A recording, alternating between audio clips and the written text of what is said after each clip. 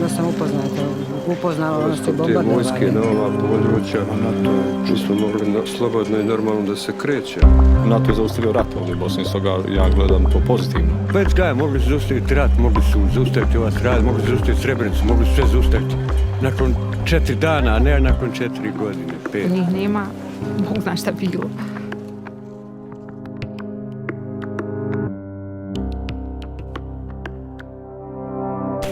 Between March 1992 and December 1995, Bosnian Muslims, often known as Bosniaks, Bosnian Croats and Bosnian Serbs fought each other in Europe's bloodiest conflict since the end of the Second World War. During the war, Bosnia and Herzegovina actually had almost as many as 5 or more conflicts going on at the same time. Over 100,000 people died, 2.3 million fled their homes, and more than 1 million took refuge abroad. Despite the decisive role that NATO came to play in Bosnia and Herzegovina, the alliance was slow to join international efforts to end the fighting. Why do we get involved? Mainly not really for the right strategic reason, not so much because we saw our interests in intervening in Yugoslavia to put a stop to the bloodshed, but more because the United Nations in 1993 came knocking on our door. They needed NATO's assistance with ships in the Adriatic to form a kind of naval blockade to stop the weapons coming in. NATO aircraft were also called upon to enforce a no-fly zone over the country and to provide air support to the UN peacekeeping force UNPROFOR. NATO and UN commanders both had to agree before air operations could be carried out. In 1994, NATO fighters engaged in airstrikes several times, often in support of UN peacekeepers who were under attack. All those people engaged in the war, at the most they wanted you to do was to help them, and the least they wanted you to do was not get in their way. So finally you finished up as a result in a position of either being a hostage or a shield to one or other or both factions. The situation on the ground continued to deteriorate in the spring and summer of 1995. Hundreds of peacekeepers had been taken hostage, and the complete withdrawal of UN forces was a real possibility. There was no peace to keep, but the UN force had neither the mandate nor the capabilities to go beyond classical peacekeeping. A more robust approach was required. At the end of June, an Anglo-Dutch-French rapid reaction force was deployed to a base outside Sarajevo, but many at NATO believed that the alliance could and should do more to end the war.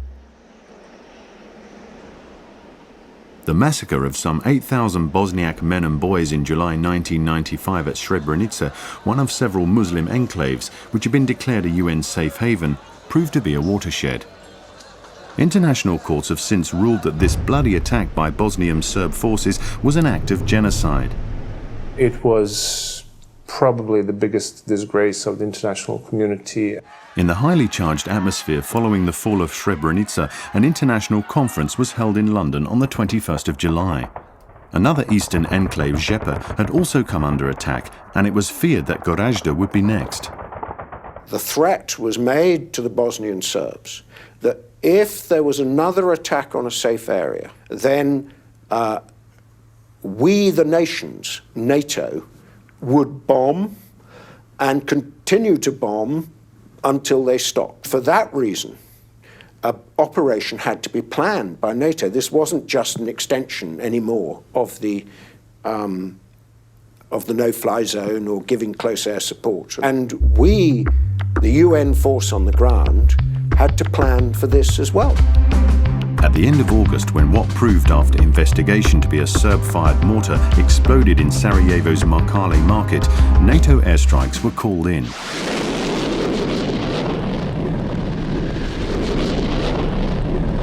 With the support of the international forces on the ground, NATO's 2-week air campaign helped lift the siege of Sarajevo and changed the dynamics of the war. This paved the way for diplomatic negotiations and the signing of the Dayton Peace Agreement on the 14th of December 1995.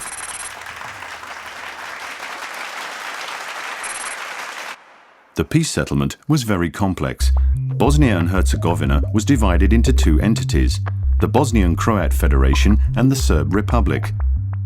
This led to significant population movements along the entity borderlines. Some 100,000 Serbs moved out, fearful for their future. They were looting and burning their own houses just in order not to leave them to those who they saw as enemies at the time. A high representative was appointed to oversee the implementation of civilian aspects of the peace agreement, and a NATO-led peacekeeping force was deployed to oversee the military aspects. The implementation force, IFOR, oversaw the end of hostilities, the transfer of territory, the cantonment of heavy weapons, and the process of demobilization. We created a ZOS, ZOS, zone of separation, 10-kilometre wide, a demilitarised zone where no heavy weapons could be stationed.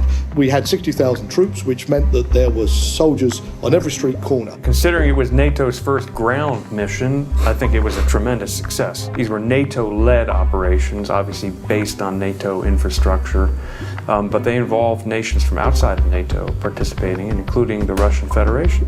IFOR was replaced by the 32,000-strong stabilization force, SFOR, in December 1996. The implementation force, IFOR, was much more, I should say, combat forces heavy, whereas the SFOR, the stabilization force, was much more oriented to the task of stabilizing.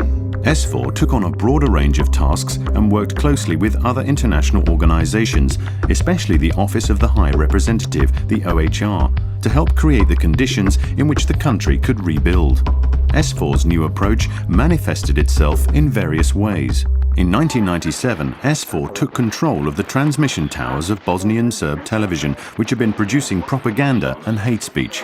SFOR provided support to OHR and the rest of the international community in, let's say, rearranging political environment in the country.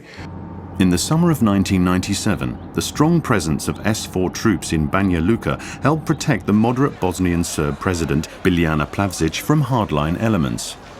A few years later, in 2001, SFOR was called on to raid a bank in Mostar, where funds were being misused to finance a move to establish a third separate Croat entity. SFOR also played a role in locating and arresting war crime suspects. National authorities were expected to hand over war crime suspects to the International Criminal Tribunal for the former Yugoslavia in The Hague, but this was not happening at first. In July 1997, SFOR started snatch operations and over the next few years arrested 28 individuals and killed 2 who were resisting arrest. This helped break the cycle of impunity. Bosnia moved into a new phase where for the first time people actually really started to talk about crimes that have been committed during the war.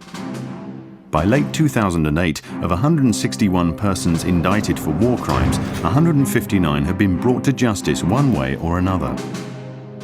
The continued liberty and influence of individuals indicted for war crimes had been one of the greatest obstacles discouraging the return of refugees.